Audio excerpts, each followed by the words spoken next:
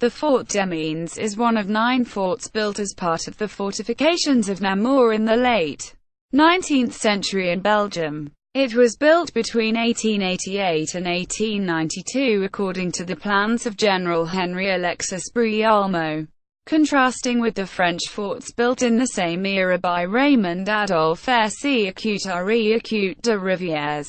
The fort was built exclusively of unreinforced concrete, a new material, rather than masonry. In 1914 the fort was heavily bombarded by German artillery in the Battle of Namur.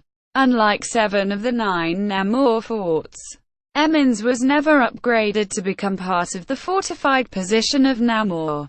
Instead, it became a supply and munitions depot. The fort is now abandoned on private property.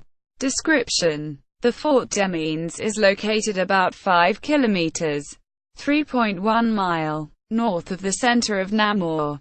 The fort, one of the smaller Brialmont forts, is a triangle, a 6-meter (20 feet) deep by 8-meter (26 feet) ditch encircles the fort. The ditches were defended and enfiladed by 57mm guns in casemates resembling counterscarp batteries, firing at shot traps at the other end of the ditch. The principal armament was concentrated in the central massif, closely grouped in a solid mass of concrete. Émines was designed to cover the gap between the Fort de Soleil and the Fort de Cognelay, as well as the road and train line from Namur to Wavre.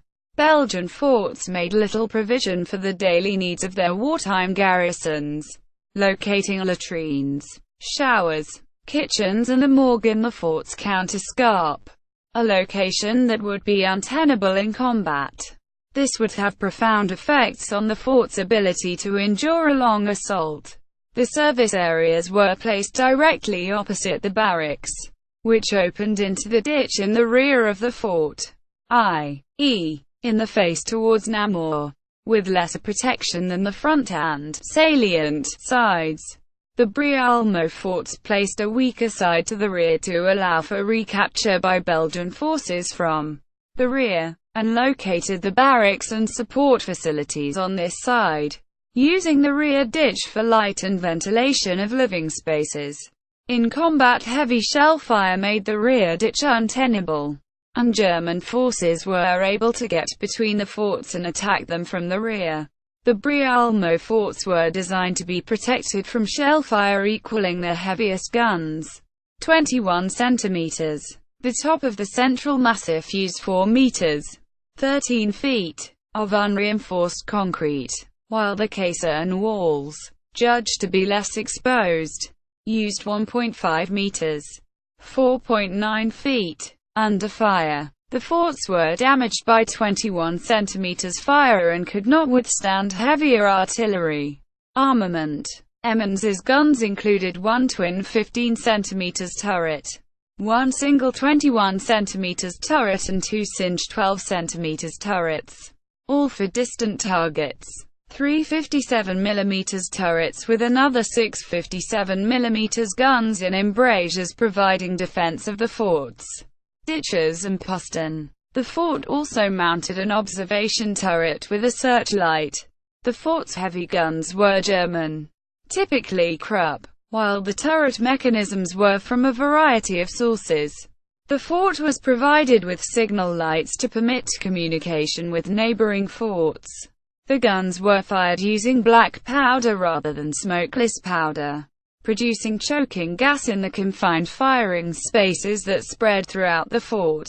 World War I. In the summer of 1914 the Fort d'Émines was under the command of Captain Commandant Lallemande, with about 400 men. Émines first fired its weapons on the 23rd of August. It received 15 centimeters and 21 centimeters fire in return from German batteries. The bombardment continued through the next day, with conditions growing intolerable within the fort as a result of the approximately 2,000 shells that hit the fort. Émines surrendered at 1,600 hours.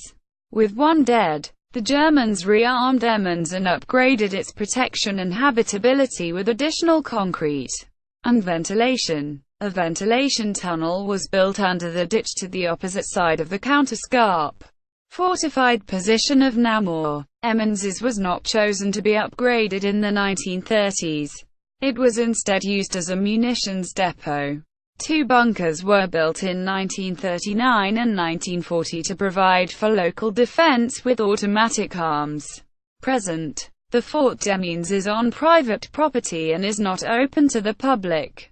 It was never repaired or rehabilitated after World War II. In an initiative by the Namur Tourism, it was open for tours on the 11th of November 2008. References. Bibliography. Donnell, Clayton. The Forts of the Meuse in World War I. Osprey Publishing. Oxford. 2007. ISBN 978-1-84603-114-4.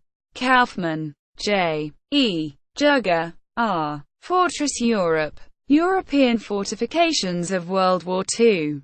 Da Capo Press. USA. 2002. ISBN 0-306-81174-X. External links. Fort d'Émines at Fortif. B. French.